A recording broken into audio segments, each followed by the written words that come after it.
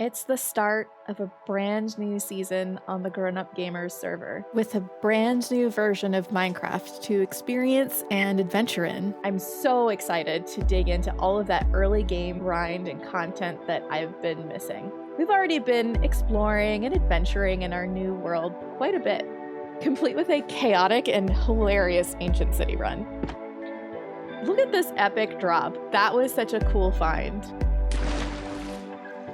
We definitely did die quite a lot. We got some good loot too. It was a lot of fun. And we've already taken on the dragon fight. And wet end busting. I've even built a flowers and dyes shop in our new shopping district. It's actually brought in quite a few diamonds. People always need their dyes for cool builds, so I've had a nice steady income. And I also built this really big house.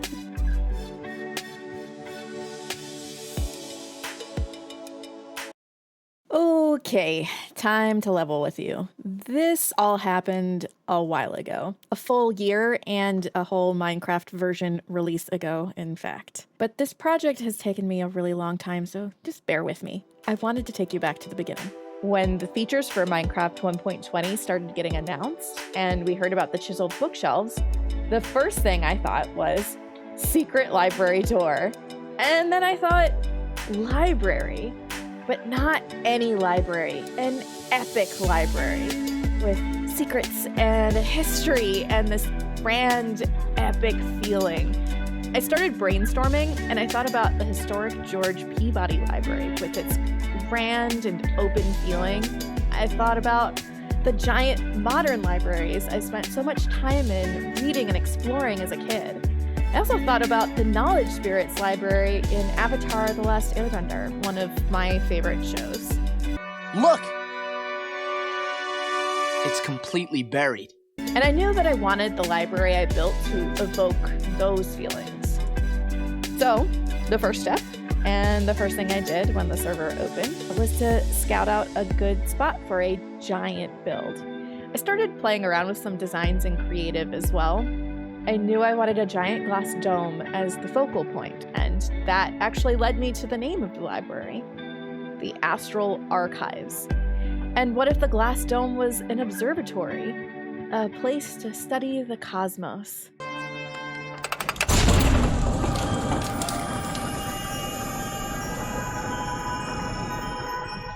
So, okay, I think it's time for some material gathering. It's a big project and a really big building with a lot of wood, so a tree farm is a must. And there are so many other materials for me to gather, like copper and blackstone. But really, the big thing that a library this big is going to need is books. And that means lots and lots and lots of bookshelves. About 10 shulkers full of bookshelves, in fact. This means a lot of villager trading. It was suggested to me at one point that crafting them would go faster than trading for them, but I didn't really find that to be the case.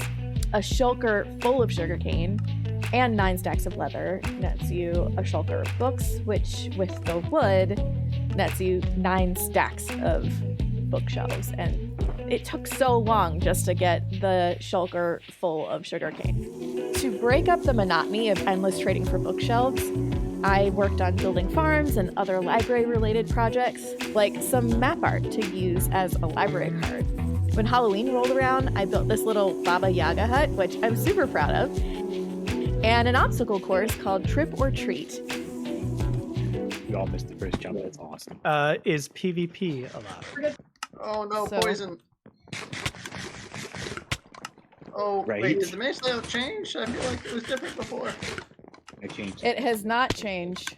Oh no, this is I- bad. I hate mazes so much. We're not. Who's there already?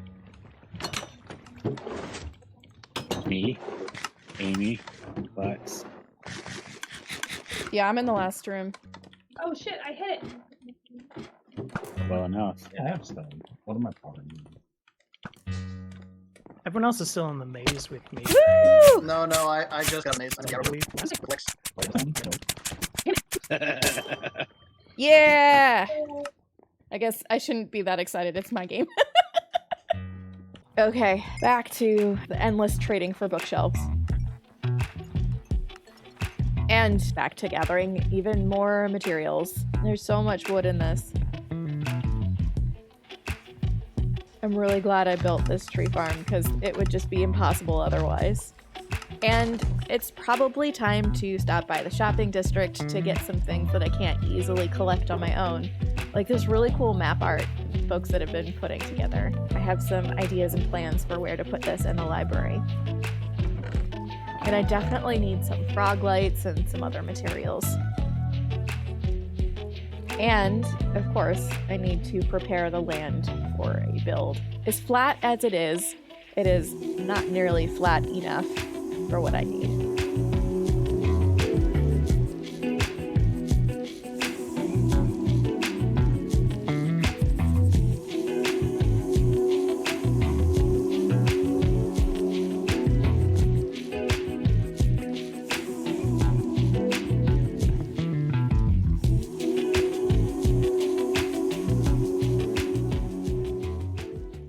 Oh my god, this is so many materials, and it took so long to get all of these. Look at all of those bookshelves. It is ridiculous. And everything else too. Like just so many straight up logs that I needed, and a lot of trapdoors. It really took so long to gather all of this together, and I got a little bit burnt out, if I'm gonna be honest. Okay, I've flattened all of the land and it's marked out. You can see kind of the edges here of where the library is going to go. And one of the cool things about this spot that I picked that I'm really excited about is it's actually right next to this really cool looking lake here. I'm gonna put a nether portal entrance over here. And the funny thing is this is not actually a lake at all in Minecraft terms. It's an ocean. It's this like tiny little ocean biome. But it looks really cool, and it reminded me of a giant lake near a library that I used to go to growing up as a kid. And it had cool paths around it. I just thought it would be really interesting and neat to build like a bridge over here, and then as you cross the bridge it opens up into a view of the library in this really, really epic feeling way. I'm really looking forward to building that, but I can't do it yet because of course I have to build the actual library first, and that is going to be quite a lot of work. So I should probably get started with it, huh?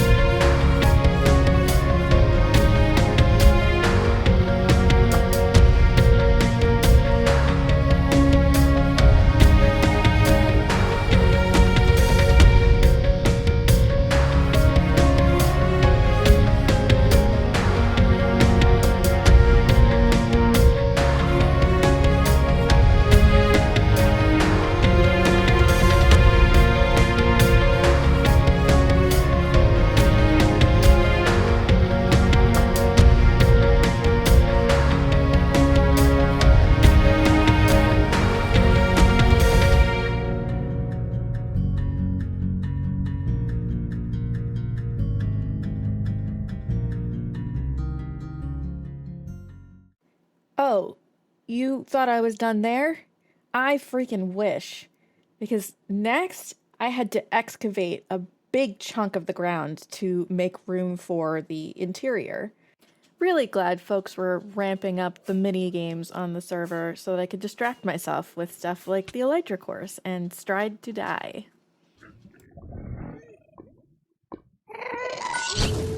Oh, turf, where you go? Oh no. Oh gosh, the gas! Oh no. Oh shit, sugar. I don't think. Did he throw a single threat in there? I Oh made it. god, oh god, I can't slow down. Oh, a little strider thingy. Oh. Oh my god. No, no, no! Get out of the water. Oh, I'm in the water. I'm in the water. Yeah, once you fall in the water, you're dead. Yeah. I'm about Oh to my die. god, this is like surprisingly hard. I'm dead. Captain Fork. I love it. Unless I can find another Strider, right?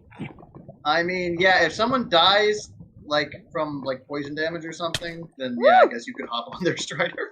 My Strider is almost dead. It's switched men. Oh boy. Ow. It slows you down, but also it makes them miss because they're aiming too high sometimes. Only if And ever the procrastinator, I spent a bunch more time detailing my base area instead of tackling what was needed on the library. It does look pretty nice though. As far as distractions go, this isn't a bad one. It's mostly a bunch of farms that I dressed up to have kind of an eco-modern feel. I wanted something that would complement the library, but not copy it really. Lots of wood, lots of leaves. But I can't escape my fate any longer. This library needs floors, it needs decor, it needs books. Time to get started on that interior.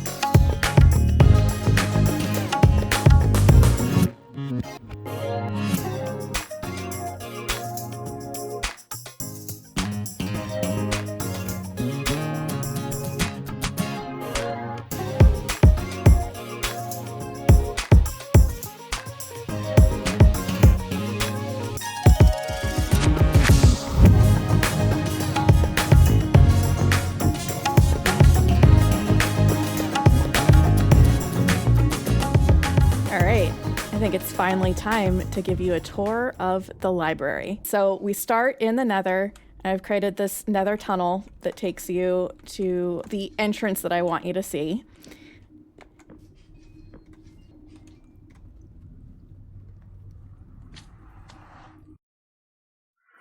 And then we come out into this little hut, and you come out and it takes you to this bridge. Now, to the right, you can see a very entertaining little cottage. I did not build this. Brun built this as part of a Secret Santa prank situation, and I thought it was so fun, but I had to move it because it was near my base. But I felt like it should live on, and it should live on near the library so folks can see it as they approach. It's the Astral Library. Very cute. As you head across the bridge, I wanted this approach to be very slow and cinematic. And then the library starts to appear.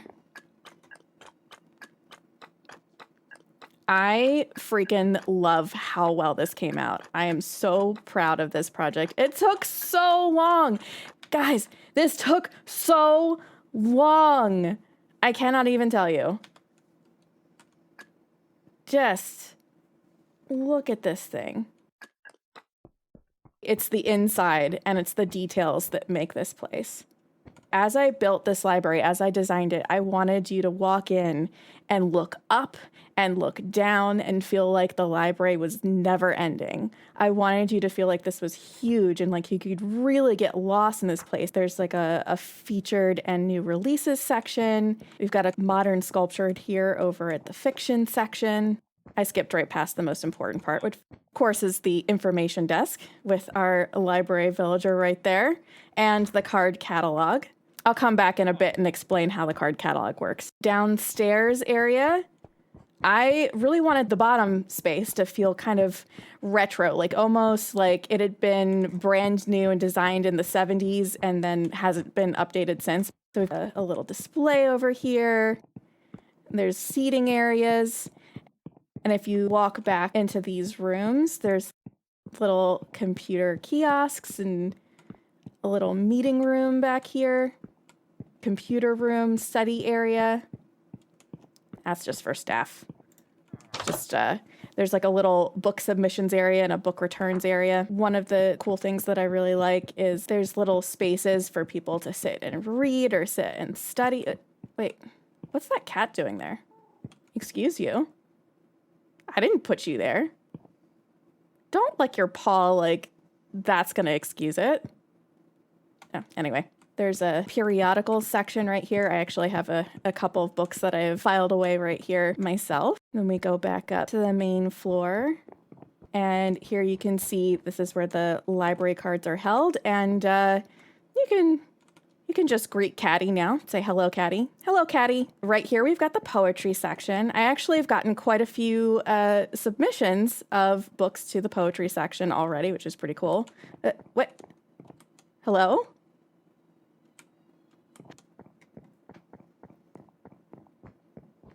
Okay, my heart's pounding. That was really weird. Anyway, we've got some more study areas back here. Oh my god, that was so creepy. Humor, you go up a floor. And so the main floor was supposed to be kind of like the modern section, the modern day area. I do really love the view that you have from up here. All the rugs really come into focus. You can see like the rugs have the moons on them. And the waxing and waning crescent. So this floor is where I really wanted things to feel astral. This is where the astral part of the Astral Library is coming into play for me. So all of the lanterns and the skulk blocks at the top of the walls are really making it feel a little bit extra, a little bit otherworldly, I think. And then if you go all the way up, this is where we have our observatory. I really love another cat. That's so weird. Excuse me. What are you doing here? I love how this telescope came out. I was always picturing this giant dome having a telescope in it, but I wasn't sure how I was going to accomplish it. And I just absolutely am so thrilled with how that looks. And it really, really pulls this space together. Possibly one of my favorite things in the library is you come back here and it's like a planetarium. And then if we click this button here,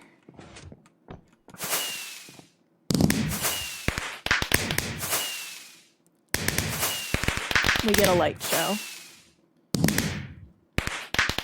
Coming back to the card catalog system, I'll talk you through how that works. So there's a set of library rules. Essentially, if you have a library card, you can check books out, you can read books. There's some rules about how to submit books to the library. And then finally, there's the GGDS, the Grownup Gamers decimal system. It doesn't work exactly like the Dewey Decimal System. If you're familiar with the Dewey Decimal System, I can't go that deep into the categories without it being a giant pain of having to rename the books anytime I get a new submission. But what I did do is at least separate the different sections of the library out into different numbers, and then each book will have a different number within that section so that you can go and locate the book that you want to locate. So for example, if you wanted to find a book in the prose section, you find the prose book in the catalog. This is the fiction section. This is poetry. Here we go, prose. So you find the card catalog volume for prose, and then you can see there's volume 701 is my favorite by Caddy D40. And then we go back to the prose section. And you can see here I've started from the left and will be working my way to the right. And that's the same with the section, all of the sections. It'll be front and working way back, or left and working our way right. Yep, section 701. And we look at this volume, and it's my favorite by Caddy D40. And that's the library. What do y'all think? I am so happy with how this turned out. I can't wait for this to officially open and to welcome people in, and hopefully for folks to submit even more works to the library. I think it's going to be really cool. I think this is going to be a lot of fun. Oh yeah, and there's one more thing. Hello. This is my librarian skin. I've got the horn-rimmed glasses. I've got a little bit more of a poofy blouse situation with khaki pants going on. It's not going to stick around forever, but I think it's cute. I'm going to have a lot of fun, and I hope you do too. Goodbye.